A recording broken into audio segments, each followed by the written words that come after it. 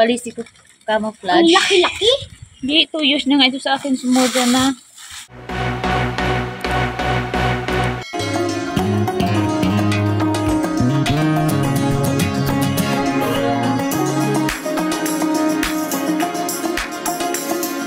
Hello guys, welcome to my channel. For today's video, magmix tayo ng soil at saka rice hull para sa mga halaman ko na konti na lang yung mga lupa sa paso ko guys. Kaya mixing soil and rice hull and putting soil mix in my plants ang video na ito guys.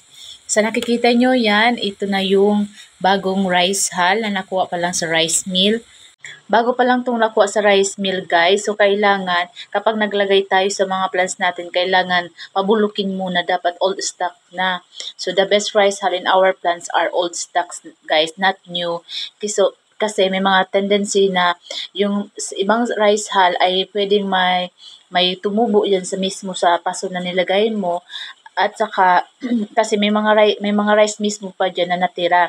At sometimes guys, yung yung ants, kinakain nila yan. Kaya nilalanggam yung mga halaman natin. Kaya payo ko sa inyo guys, dapat pabulukin muna yung mga rice hull na ilalagay natin sa mga halaman. Kasi ang purpose ng rice hull is to make the soil airy para makahinga yung soil na maayos or makainga na yung mga roots ng mga plants natin guys.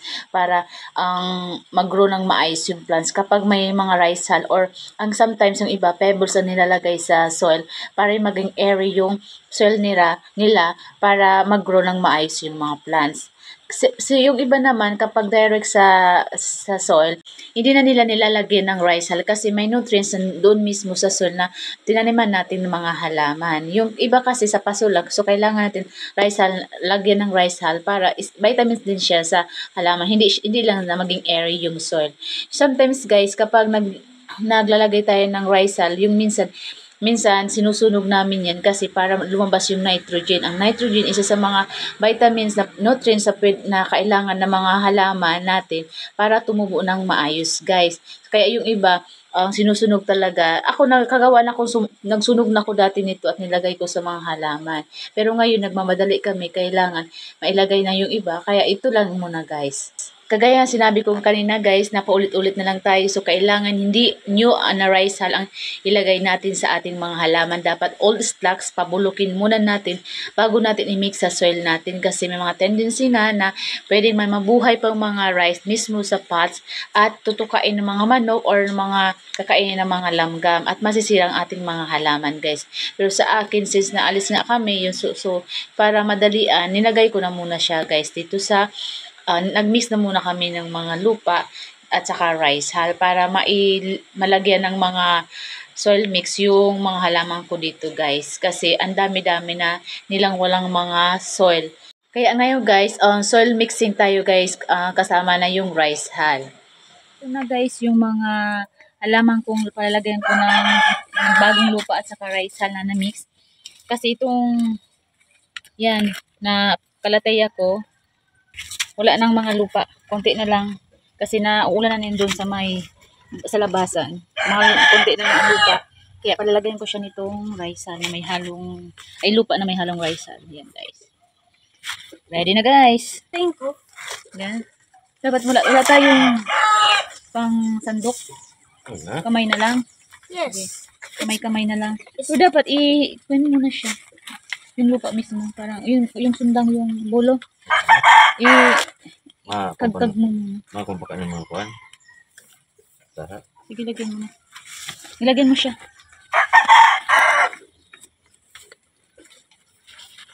Huwag mo nalagyan mo na lang. Punuin mo. Punuin mo yung paso mismo. Hindi may nag-ano nang Alisin mo na yan. may nag-ano linsa. O, alisin mo. Punuin mo yan.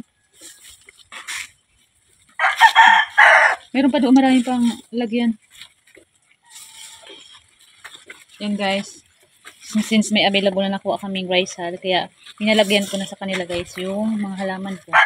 Kasi naubos yung lupa nito kasi naulanan siya sa labas, kaya lumalabas yung mga lupa. Lagyan mo pa siya. Damihan mo. Ito yung kalataya ko guys. Kalataya Marion. Medallion Marion.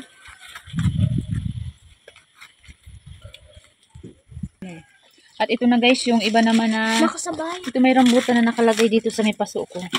I-replant natin yan. Ito yung fin snake plant. Whale or yeah, whale is snake plant. Para siyang, parang fin kasi. Bakit ka sumigaw? May uod. May earthworm daw kasi guys. Nakakamay lang kasi yung anak ko. Kumuha kasi doon plastic.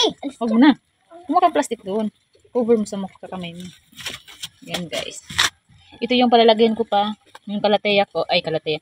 Aglaonema. May kasamang kalateyang itong yung Marion. Kanina pala yung medallion yun.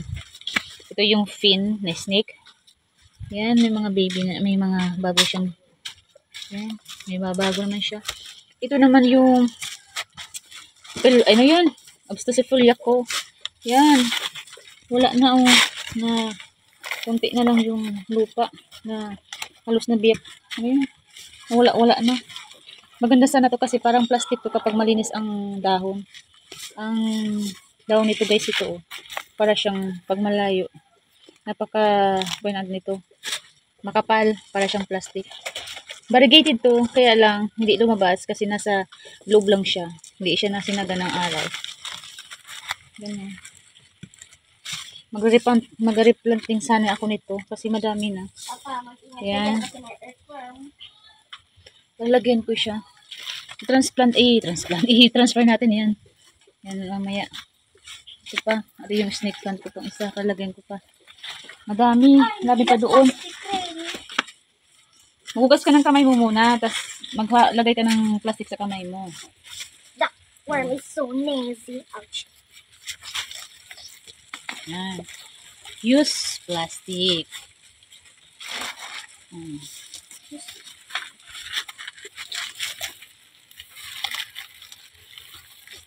Ano yan ang baho? Someone Ito na guys. So, yan. Ayusin mo po. ba? Lagay mo siya ng maayos. So. Ayaw ni mama malaman na nag-ano siya. Ito yan guys. So, yung mga kalateya ko. Yan. Yung kalateya. At saka ito yung peace lily. Kinaina ng mga may mga maliliit na siya. Ang pangit na ng dahon niya. Hindi ko talaga naalagaan na. Kinaina ng mga uod na. Yan. Ako saan ko na ito lalagay? Mamaya na kasi magpapatay ng panibago. Ang ganda ng ano? Yan, yung peace lily. Ito yung peace lily. Kalimutan ko yung name. Nalagay ko na lang guys sa taas. Ay, ano pangalan Ito ito? yung snake plant. Snake lang. Kasi parang Yes. snake. Parang snake. Yung cover niya ay yung leaves niya.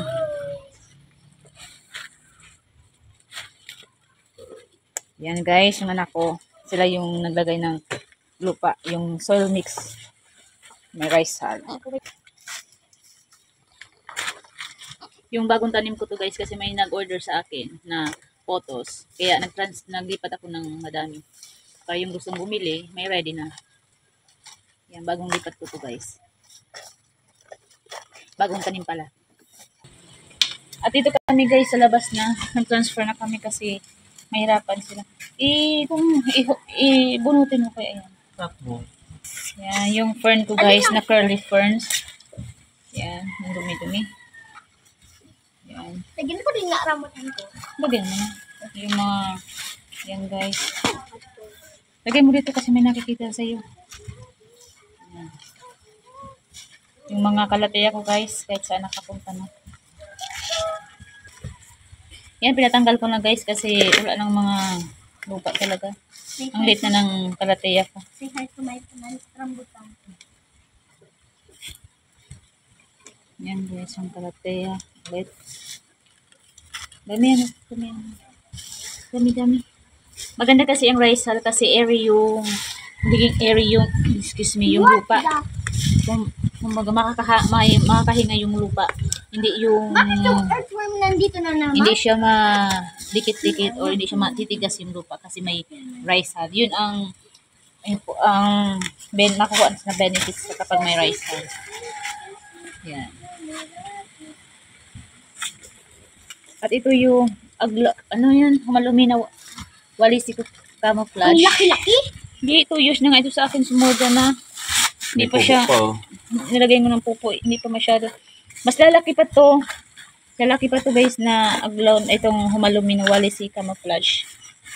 Talagang medyo masilan sa pagbigay ng binhi ay magbigay ng baby to guys.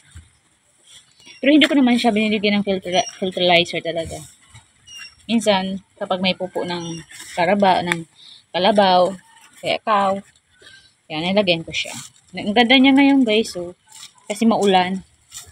Super maganda. That's for today guys. I hope may natutunan kayo tungkol dito sa video about mixing rice hull and adding new soil mix in my plants. See you on the second part of this video guys. Thank you guys. Thank you Team Academy sa mga lahat ng supporters, followers, viewers. Thank you guys. God bless us all. See you sa second part nito guys.